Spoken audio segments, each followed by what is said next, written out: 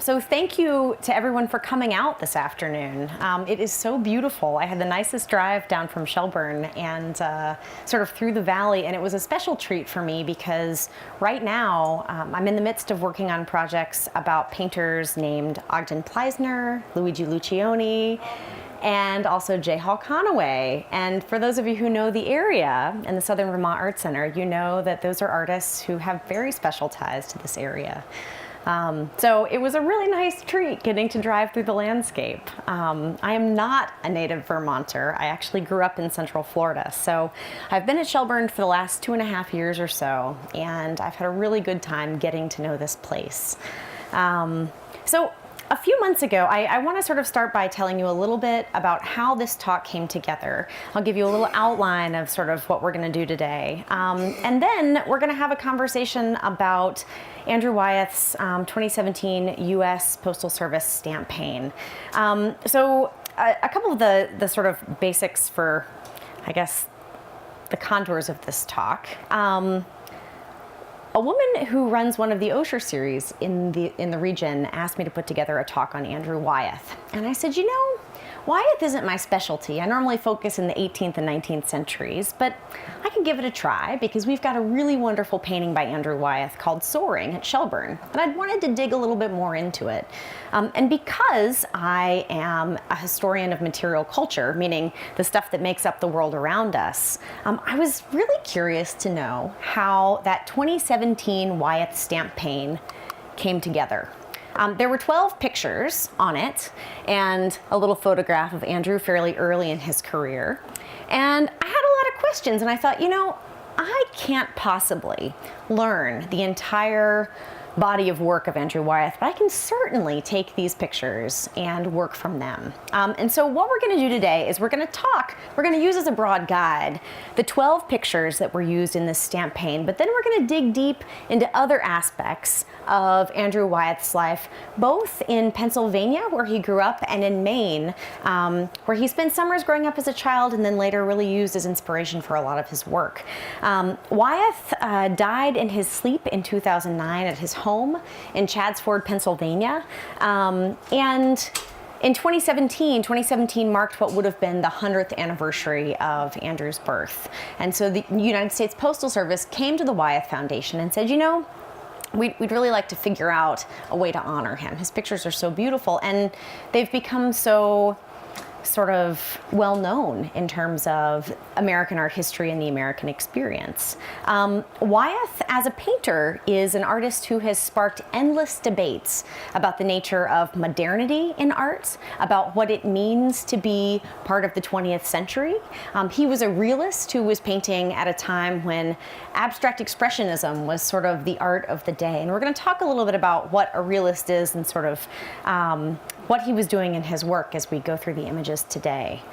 There's one last thing that I want to add while this stamp pane is up. In talking with the Wyeth Foundation about how this all came together, I had an old professor from graduate school who had worked as the conservator to the family for many years, and I called her. I said, Joyce, how did they pick these pictures? And she put me in touch with a couple curators, and they said, you know, the whole process was sort of veiled in secrecy, and no one really knew until the last minute what was going to be chosen. There were some broad parameters. The stamps themselves were going to be horizontal or landscape format, and so all of the pictures had to sort of fit that. There couldn't be any portrait format works. We'll see some of those in the presentation today as sort of foils for some of these. But it was Jamie Wyeth, Andrew's son, who really gave the final sign-off on a lot of these. And if you're familiar with the Wyeth family, you know that Andrew's father was N.C. Wyeth, a fairly well-known illustrator.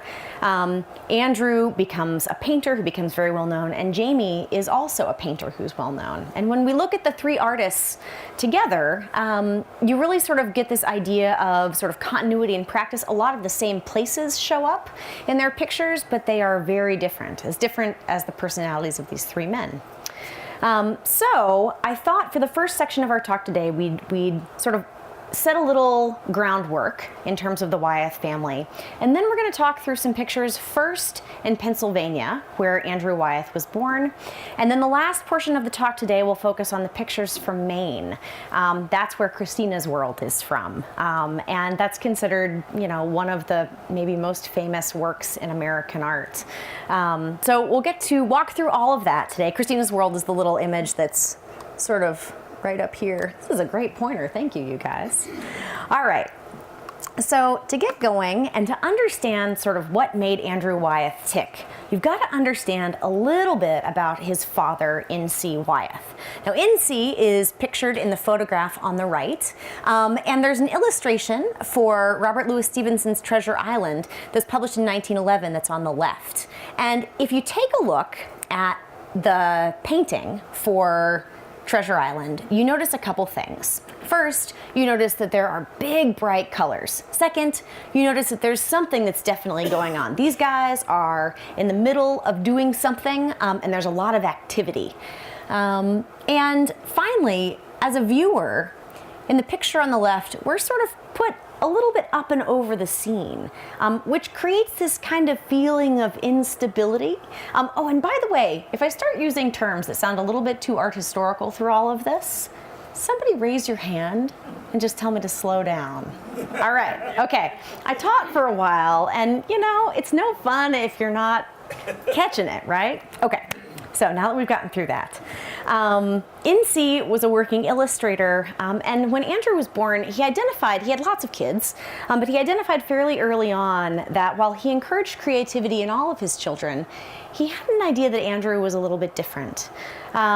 He saw how creative Andrew was, and he was afraid that he wouldn't be able to, the father was afraid that Andrew wouldn't be able to make a living. And so in 1932, Andrew Wyeth received his first commission from Scribner and Sons for 2 drawings of Robin Hood. He was paid $10 for this, and it was no doubt because of his father's connections and sort of his father pushing him onto the scene. Now, this issue of artist as illustrator is very important because while there are plenty of artists who paint big, beautiful paintings, there are a lot of artists like Pleisner and Lucioni too, who basically made their bread and butter through sales of prints and works of art that could be more easily churned out than a large oil painting. So N.C. was commissioned to do these pen and ink drawings for Howard Pyle's 1933 edition of The Merry Adventures of Robin Hood, and he turned over that job the year after Andrew received his first commission to Andrew, although the work was then published under N.C.'s name. Perhaps N.C. wasn't quite ready to let go. The first commercial drawings that were actually published under Andrew's name were for a book called Around the Boundaries of Chester County that came out in 1934. So he'd been working for 2 years. He was sort of following his father's example, doing the best he could to live up to the Wyeth family name. Now, in 1937, Andrew had his first solo show at the Macbeth Galleries in New York. Has anyone heard of the Macbeth Galleries before? All right, so the Macbeth Galleries it's a really important place. And it's an important place because at a time in New York, the 1930s, when a lot of dealers and gallerists were moving toward abstraction, they were moving toward non-figurative representation, so pictures that featured big, non-recognizable subjects. Macbeth Galleries was still exhibiting realist works, so pictures by artists of things that you could tell what was in the picture. And they had a pretty good reputation.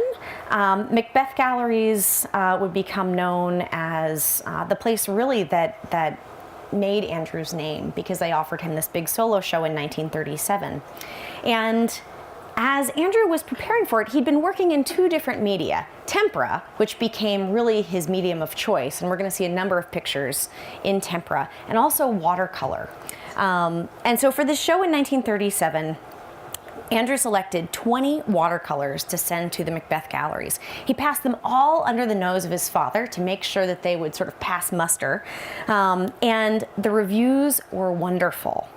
The dealers commented that these were the first important watercolors since Homer. Another critic said, "At last, a man who has the guts to present nature honestly, powerfully, and beautifully." And finally, this is my favorite comment from the critics. These pictures were, quote, a much-needed spirit in a New York sick with unmeaningful, unsightly, and unsaleable moderns. So vicious. So Andrew had gone to Maine to paint a lot of these pictures, and he ended up bringing these, selling them all.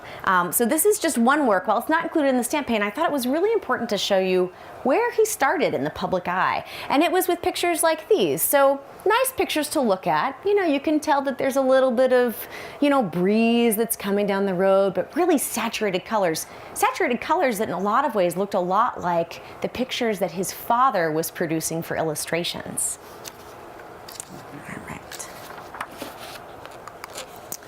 All right, so at about the same time, so that picture was painted in 1937. This is a picture called Nightfall that was painted in 1945 by N.C. Wyeth. I'm showing you this for a really important reason. So as Andrew grew older, there was, if not healthy competition, perhaps a little bit of jealousy on the part of his dad. After the 1930 show at Macbeth, N.C. commented, "What magical power that boy has. I am at once stimulated beyond words to a new, purer effort and plunged into black despair." So N.C. picks up this medium that Andrew had been practicing with. N.C. had normally painted in big, thick oil paints. It wasn't a medium that Andrew really enjoyed that much, but N.C. thought, all right, I'll try painting in this dry tempera that my son's been working with, and he produced this picture in 1945. Now, I show you this for a couple reasons. This is an image of Kerners Farm, and the man who you see at the sort of front of the picture is Carl Kerner, one of the Wyeth's neighbors in the Brandywine Valley. And just sort of take this picture in, right? It's a slightly more muted color palette than that first illustration from Treasure Island that we saw by N.C. But it's still, there's a lot going on, right? You can see that there is light in the windows in the house back here. You can see that maybe these guys are having a conversation. You know, what's going on in this picture? So this is important. So this happens in 1945. 2 years prior, Andrew Wyeth had brought this painting to his father. Now, has anyone seen this in person? Yes. All right, for those of you who haven't seen it, I want you to know that it lives just a couple hours north of here in our American Paintings galleries. And as a curator who has worked on 18th and 19th century art for a long time, I was surprised how much I enjoy this painting in person.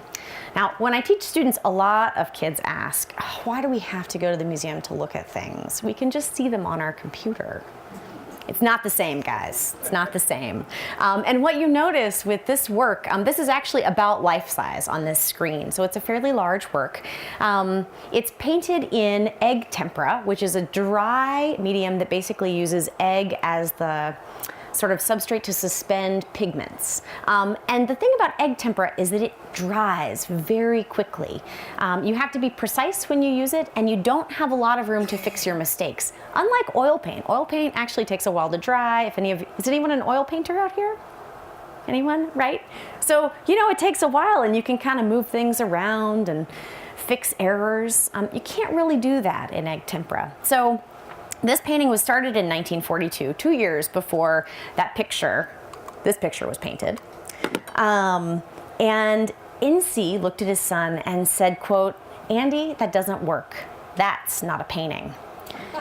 Well, can you imagine? You'd spend all this time working on this amazing picture, and I'll tell you, in person, when you walk up to it and you encounter this is my favorite part of this painting, because while it's sort of tough when it's projected, in person, you see each little individual part of those feathers on the tips of the bird's wings is articulated, and it's so beautiful.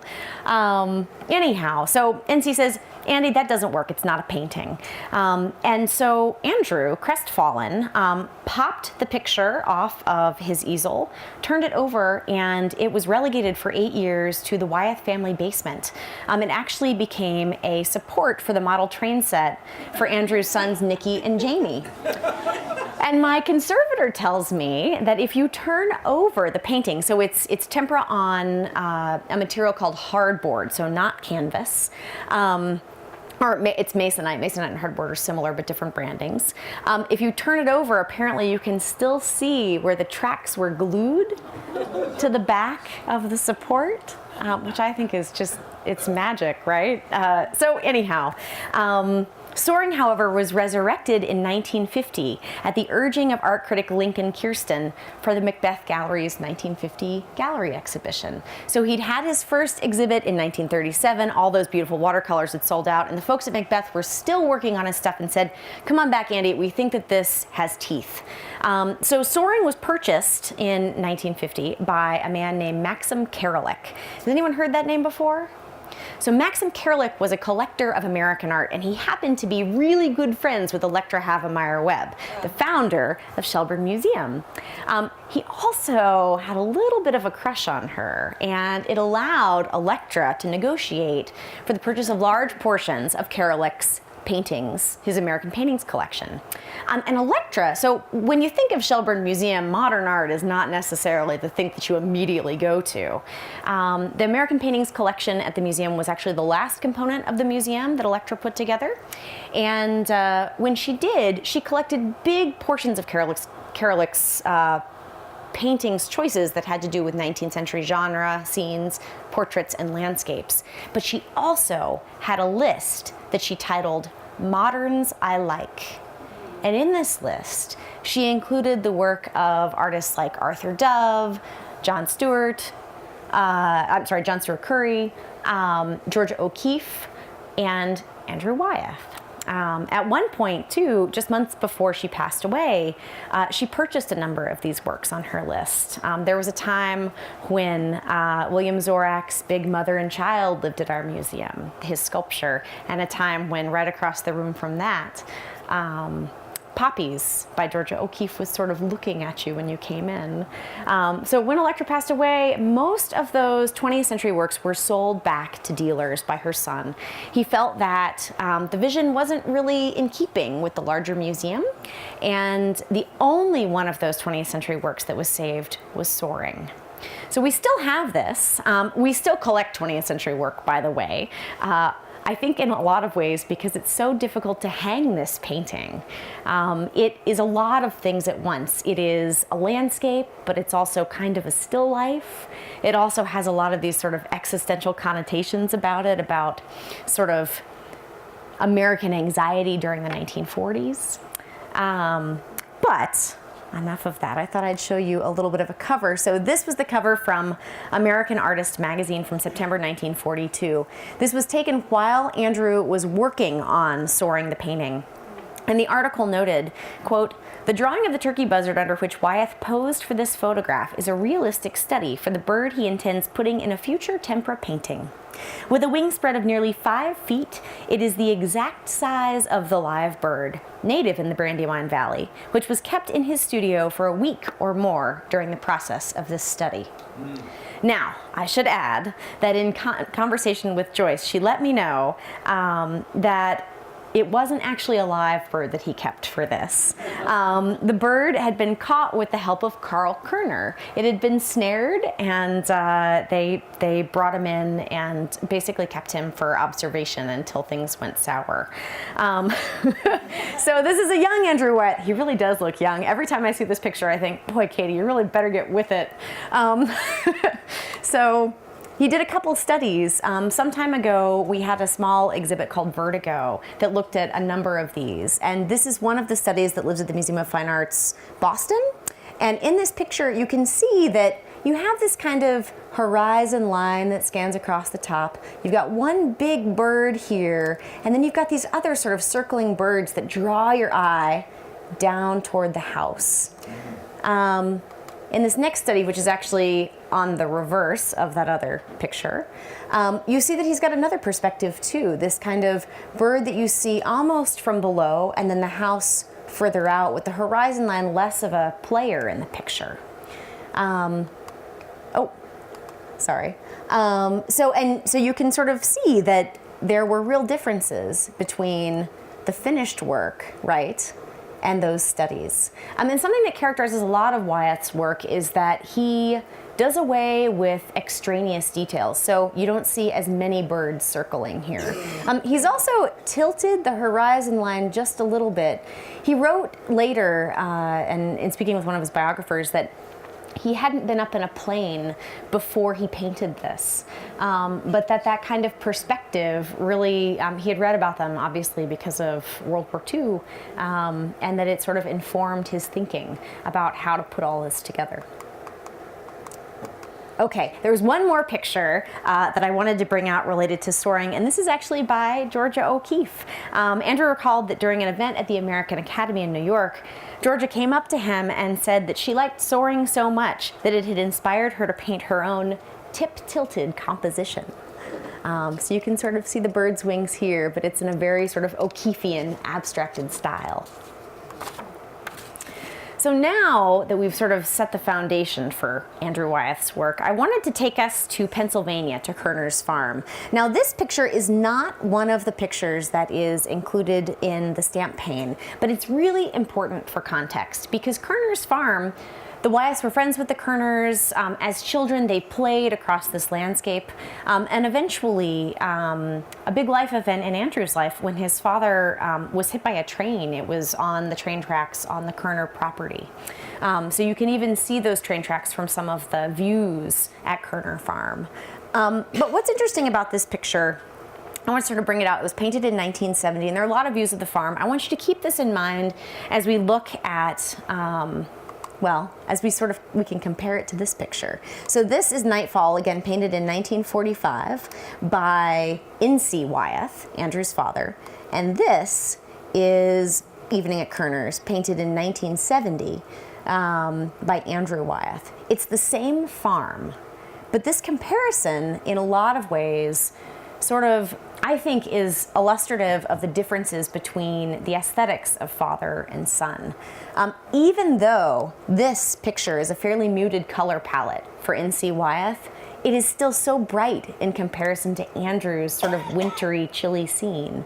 Also, in N.C.'s picture, you notice that the trees are full of leaves. There's sort of activity in the meadow below. There's none of that in Andrew's picture of Kerners Farm. The trees have these almost skeletal branches that reach up toward the sky. And the only sign of life is this little light that's on in the kitchen window, which is sort of nice too. You see it here too. So I wanted to sort of bring that up as a comparison because Kerners Farm is so important in Wyeth's life, and because it informs a lot of the pictures that were included in the stamp pane, like this one titled Young Bull. It was painted in 1960, and it was painted in something called dry brush. Now, dry brush is a technique that is a little bit different from tempera. You start out the same way, but instead of painting with a wet brush, you sort of take your brush, you dip it in the media that has the pigment in it, and then you squeeze out the liquid, leaving the end of the brush splayed. You then apply the end of that brush very delicately to the surface of your picture, and you build up the image. So it's almost like cross-hatching, right? So building up layers on top of layers in order to create depth. So when you see this picture in person, it actually has a lot of depth in the body of the animal and in sort of the distance in the landscape. Let's see. I think that's sort of what I wanted to share with you all about this one. It's an interesting picture, and I sort of, as we go through these pictures, I'll point out the ones that are in the stamp pane. I go back and forth as to sort of why these were all included by Jamie, why they were approved. And in a lot of ways, I think that this picture, Young Bull, has a lot to do with Andrew's identity as a young painter growing up in Pennsylvania. The nice thing about Wyeth's work, and I think perhaps why it appeals to so many people, though, is that he left a lot of his pictures open-ended, and in terms of their meaning. And maybe the most mythologically loaded picture that he created is this painting called Springfed. So it's in a private collection. Again, it's tempera on masonite, so a nice hard surface. It was painted in 1967, 7 years after Young Bull. And if you look at Young Bull and notice the bull, right, you see him right out the window. So Andrew, you know, he was reworking these things, but instead of painting a view from outside, you're standing inside the Kerner home and you're looking out a window. Now, this picture is about a number of different things. To his biographer, once Andrew noted that the water flows by gravity from the bowels of Kerner Hill like life itself, endlessly moving. There's a feeling that just off stage, beyond the bovine peacefulness through the windows, something terrifying has just happened, as though the German army has just marched past.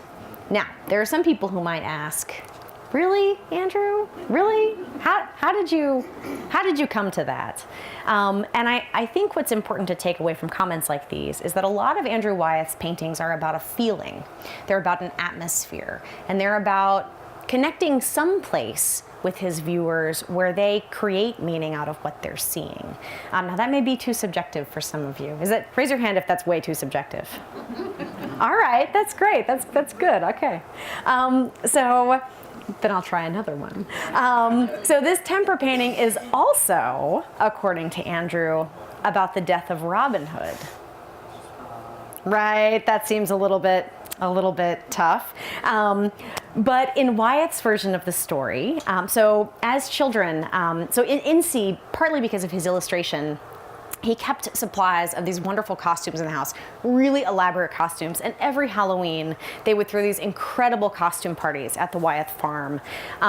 In the meantime, during the rest of the year, the kids would dress up in these costumes and go sort of romping around the countryside. You never knew when this band of merry kids was going to show up at your house and need a snack or want to play with the trains or go digging in the yard. And so this sort of myth of Robin Hood, if you read Andrew's biographies, it's sort of a constant thread in his work.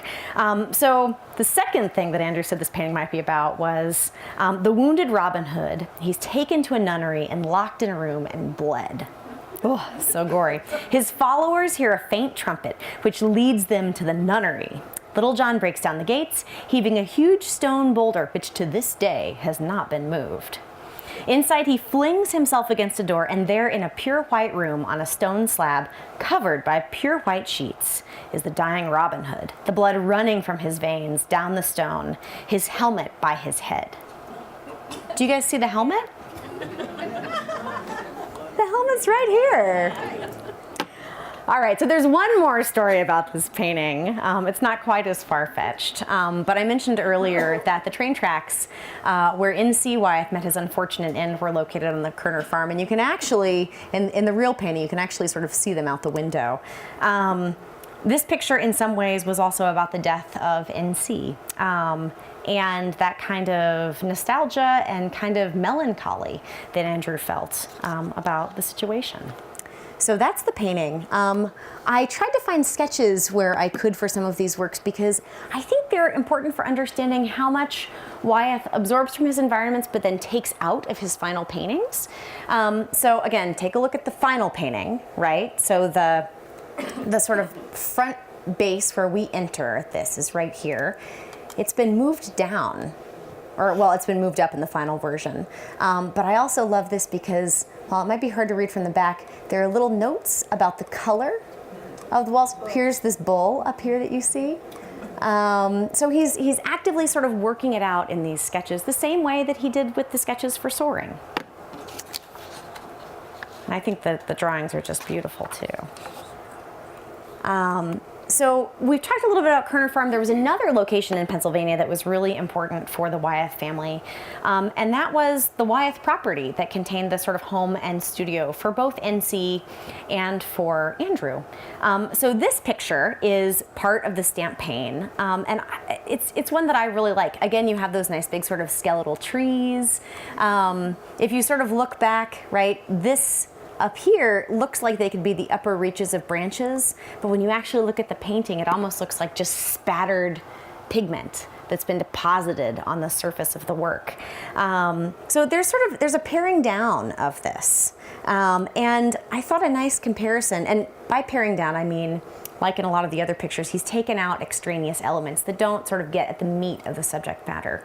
By paring down, I also mean, so This is another picture called Back Way, and you see the same studio over here. And you notice, right, that there's this sort of forest and these wonderful rolling fields. Has anyone been to the Brandywine River Valley before? All right, so for those of you who have traveled there, you know this really is what it looks and feels like. And to sort of think about the choices that Andrew has made to sort of make this really focus on the studio, it really resonates with me. There's another picture that relates to the studio that wasn't included in the stamp pane, but it's one of my favorites, and it's called Robin Redbreast. This was painted in 1986, believe it or not, and it's in a private collection, but I saw it when there was an exhibition of Wyatt's work up at the National Gallery some years ago about all of the windows that he'd painted. It was called Looking Out, Looking In, and what I love about this picture, well, there are a lot of things that I love about it, but this sort of reflectivity in the window, you get a view back at where you're standing, right? You get these wonderful leaves. You can almost tell what kind of tree this is if you squint. And if you look down, you see where the painting gets its title, at this poor little robin who has unthinkingly flown into the window and kicked it. So it's a little macabre, but it is also, I think, a really beautiful picture that shows you the kind of inspiration that Wyeth was getting from a studio. I also love this sort of passage of weeds down here at the bottom. Does it remind anybody of anything? Does it remind anybody of this? Anybody? Maybe? Is it just me?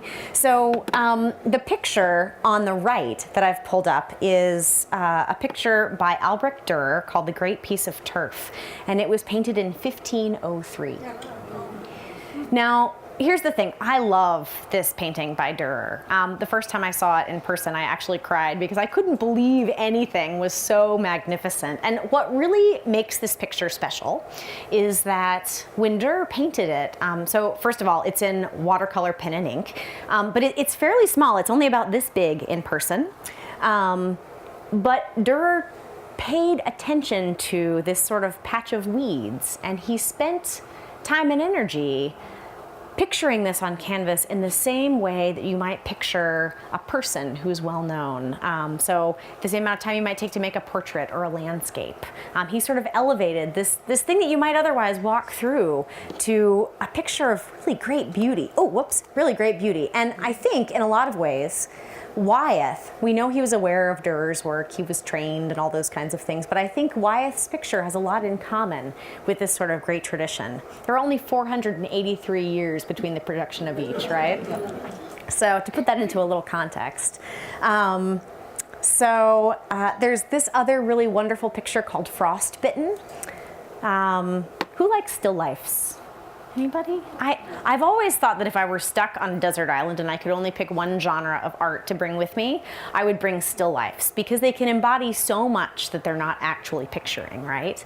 This picture to me, you know, it's about that kind of draft that comes through the window. It's about sort of what's outside and how chilly everything is. I kind of start to wonder how long those apples are going to last on the windowsill. But this is also featured in the stamp pane. As is this picture, Big Room. And if you take a close look at this, you see a lot of elements that sort of just scream Pennsylvania.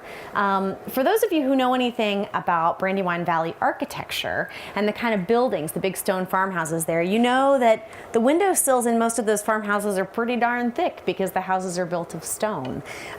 You also know, well, if you're me, you know a little bit about Pennsylvania decorative arts and sort of Georgian style objects like this clock. The Wyeth family created a home that was filled with interesting music and art, and Wyeth used those spaces as memorials in a lot of ways as he painted in his career. So again, this was included in the stamp pane. And there's another one in the stamp pane that I couldn't figure out for the longest time. So this is called Northlight. It's in the collection of the Brandywine River Museum. And I kept looking at it and thinking, okay, so this seems like a pretty typical Palladian window. What's special about this? Well, I found this drawing. This was a drawing that was done by Andrew Wyeth of N.C. Wyeth in his Chadds Ford studio. So that window that you see is the same one in the studio where N.C. painted, where Andrew also came in for critiques. And it's probably the same studio. where he brought soaring, and his father said, "Andy, that's not art." So it's an important sort of element of Andrew's biography that I think it's kind of nice that they included in the stamp pane. I think it's sort of exciting. All right. So from here, we're going to leave Pennsylvania and we're going to head up the coast to Cushing, Maine. Has anyone ever been to the Farnsworth in this room? Oh, great. So you guys are ahead of me. I actually haven't been there yet, and I've really been wanting to go. There's a show up that I'll tell you about later. But this is the Olson House. This is the house where Christina and Alvaro Olson lived. They had been friends with Andrew Wyeth's other half, Betsy, before they were married. And when Betsy introduced Andrew to Cushing, reportedly, she brought him up to the Olson House on Hathorne Point to sort of test him a little bit, to see how he reacted to these family friends of hers. Here you see a picture. You've got Andrew down here, so he's fairly young, Christina right here, and her brother Alvaro. So they had lived on the property for several generations. Well, their family had lived on the property for several generations. And by the time Christina became an adult, she had been afflicted with polio as a child, and she lost the use of her legs. So when you see pictures like Christina's World, the reason that she's sitting in the grass, for those of you who didn't know this, is because she couldn't walk. But the story goes, who is that news to? Will you raise your hands?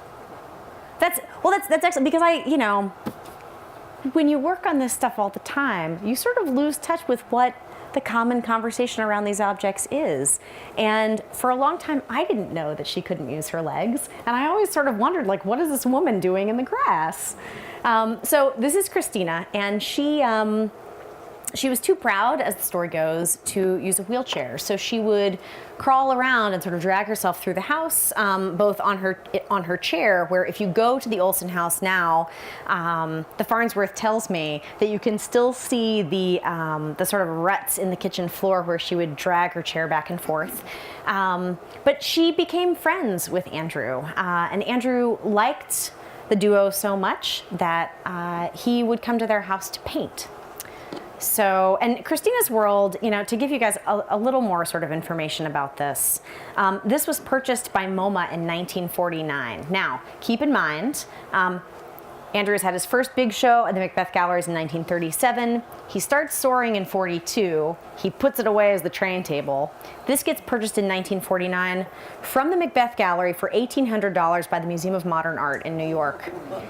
That was a hefty sum in 1949. Not anything near what it's worth now. But it was the following year then that Andrew handed soaring over to the gallery. So just think about that kind of process and how Andrew is gaining sort of recognition and confidence in his work. The tiny buildings in the background that you see, so this is clearly the Olson House and its outbuildings. But one of the things that scholars have pointed out that makes this picture so uncanny is that the buildings in the background are in sharp focus.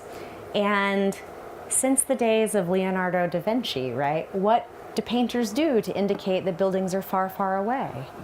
Well, they paint them in slightly muted tones because they're hard to see. So there were a lot of these sort of little technical devices that Andrew used in his paintings to create these almost airless environments that made you look twice and gave you a sort of special feeling about his works. So he did a number of studies for a painting called Wind from the Sea that was completed in 1947. And the story goes about these studies that he walked up to the top floor of the Olson House, and he was sketching. He saw these curtains that he thought were just really lovely. They had little birds on them. You can sort of see a swallow here. And there was an open window, and the open window was blowing these curtains, and he just found it so beautiful that he got shivers, and he thought, well, I have to record that. So he did a couple studies. So this one is in graphite or pencil. This one is in watercolor. So you can see him kind of playing with texture a little bit. You get an idea of that kind of diaphanous lace curtain blowing away from the window. And the final work was this one. painted in 1947. It was a gift to the National Gallery of Art, and it was actually this work that inspired that beautiful exhibition, Looking Out, Looking In. But here you see again that those little birds get picked up in the edge of the lace, right here and right here. Like they're almost getting ready to sort of fly out the window toward the coast. Andrew noted that of all of his works at the Olson House, this seems to be the one that expresses a great deal without much in it. He also described this as a portrait of Christina, and it was painted, get ready you guys, when Andrew was just shy of 30 years old. I know, I think, wow, gotta keep up, gotta keep up. Whew, he was so prolific. Okay, so this is one view from the Olson House. Another picture, this is Blue Door. This is owned by the Delaware Art Museum. It's still owned by the Delaware Art Museum, I should say. And this sort of gives you an idea of some of the sketches and the watercolors that he was producing from the house. There are a lot of them, countless works. And I show that to you because this is one of the pictures that was included on the stamp pane. Its title is Alvaro and Cristina. It was painted in 1968. And there's a wonderful quote that I want to share with you about this image. It says, quote, "I think that Christine and Al smell like that house. They're part of it. That's why sometimes I like to take a panel and work on it there. It begins to inhale the quality of the room. I don't think you can live with a person or live with a house if you have any soul or depth without having it become a part of it. I think that people that live together finally begin to look alike."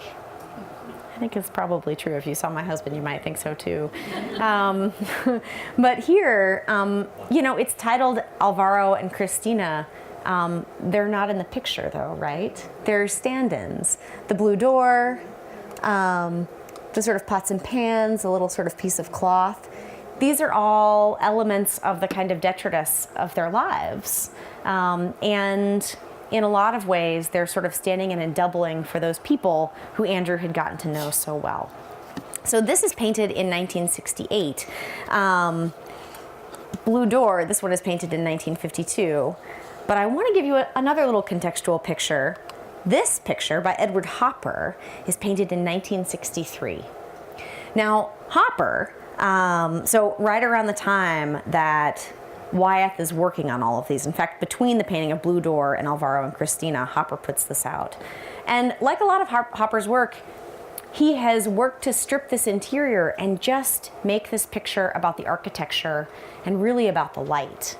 But these are the kinds of works that were really sort of at the forefront of the things that Andrew was looking at that were inspiring his work around this time in the 1960s. Another pair of pictures that I wanted to show you because I love these artists so much, and I hope that you will too, are these two pictures by Charles Schuyler.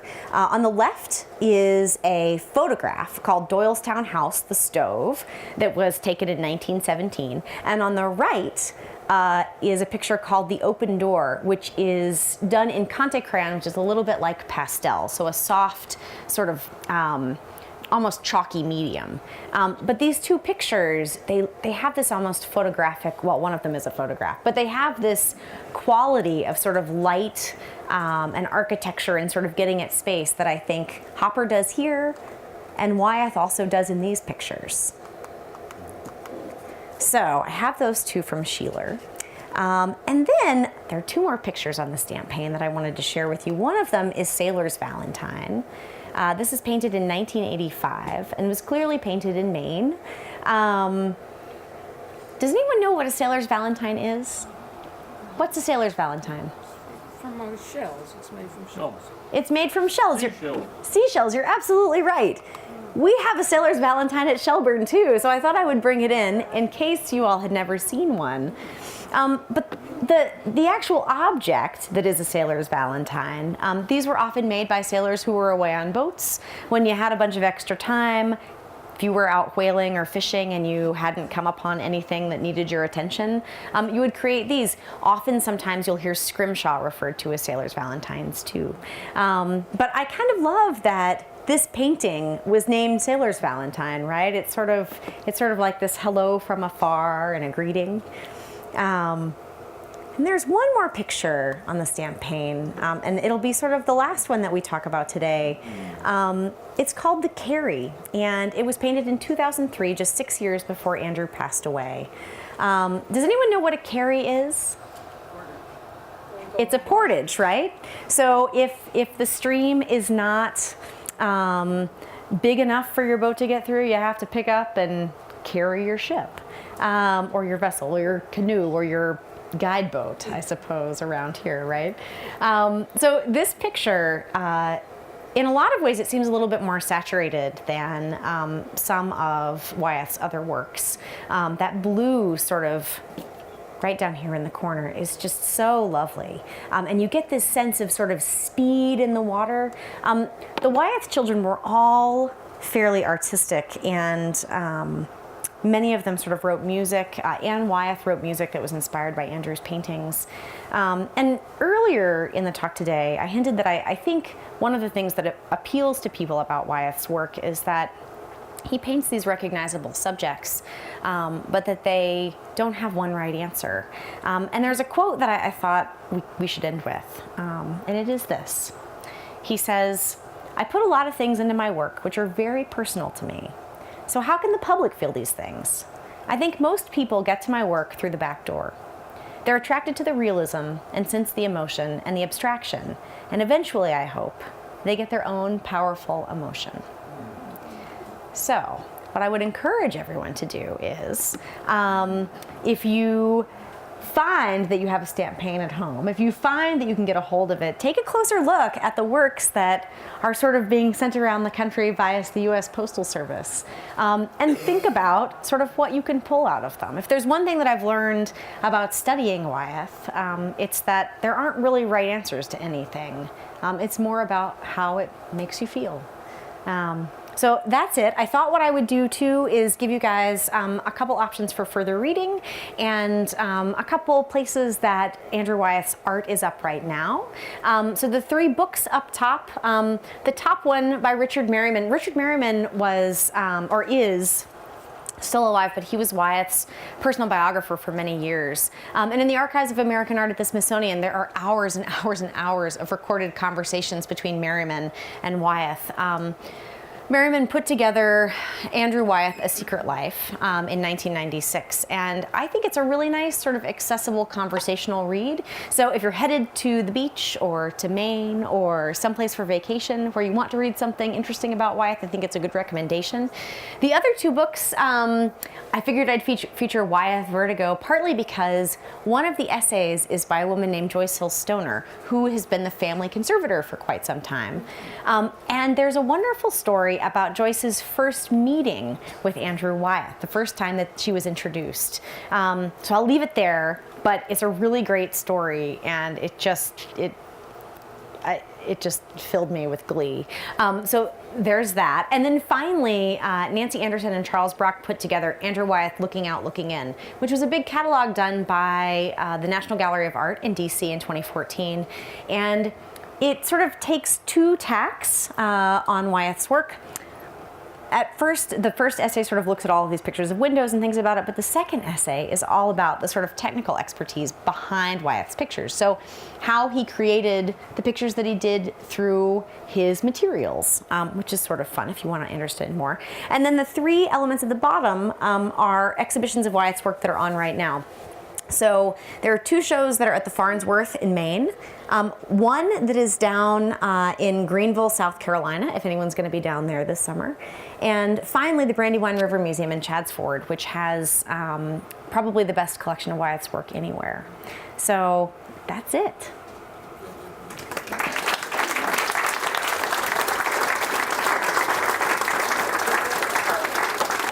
I'm happy to take questions if you all have them. So the question was, will I comment on the Helga series? Wow, you guys are a tough crowd. I will share this. So when the Helga series came to light, who's heard of the Helga series before? Wow, you guys, this is, okay. So my comment is this. when the Helga series came to life, it hit the papers, right? That he had done this large, scandalous series of nudes of this woman who he'd been seeing for years. And the reporters came to Betsy. And they said, Betsy, can you believe? And normally Andrew showed his work to Betsy. Betsy, for many years, and even now, has been in charge of sort of putting together the books that are still concretizing Wyeth's work in the popular imagination. She's the person at the head of the Wyeth Family Foundation. She does all sorts of things that are very active. But when the press came to Betsy and said, what do you think of these? Aren't these scandalous? She made this comment, and I'm paraphrasing here, but she basically said, those paintings are about love. That's all I'm going to say about this. Right? That's a way to shut it down. So that's all I will say about the Helga series. But good question. Thanks. Thank you all for coming.